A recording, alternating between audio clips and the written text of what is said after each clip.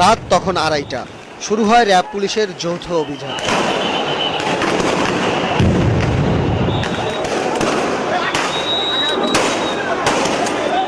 সরে যাবার জন্য বারবার সতর্ক করার পরও যখন অবস্থান কর্মসূচি চালিয়ে যাবার ঘোষণা আসে, তখনই দৈনিক বাংলা ও নটরডেম কলেজের দিক থেকে শুরু হয় একযোগে পুলিশের অভিযান।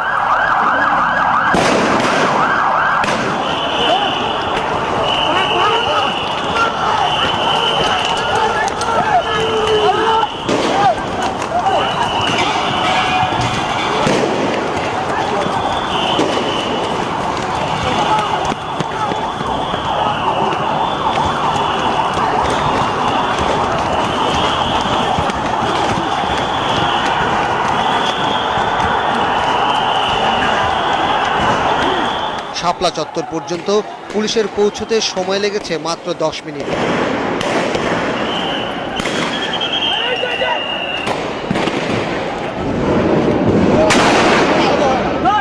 সাঁড়াশি এই অভিযানে টিকতে না পেরে আশেপাশের গলিতে আশ্রয় নেয় হেফাজতের কর্মীরা।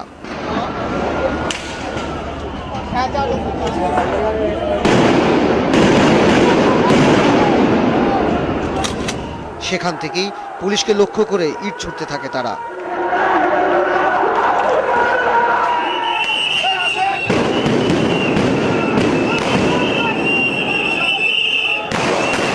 জবাবে আসে গুলি আর সাউন্ড গ্রেনেড।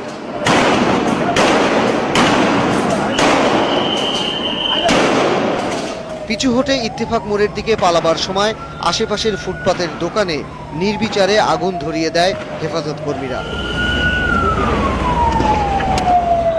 পুলিশও তাদের ধাওয়া দিয়ে গোপীবাগ ও টিকাটুলি পর্যন্ত নিয়ে যায়। এ সময় চারদিক থেকে এক নাগারে শত শত রাউন্ড গুলি ছুটতে থাকে পুলিশ ও র্যাব। একসময় পরিস্থিতি কিছুটা শান্ত হলে আবার গলির ভেতর থেকে পুলিশকে লক্ষ্য করে ঢিল ছুটতে থাকে হেফাজতিরা।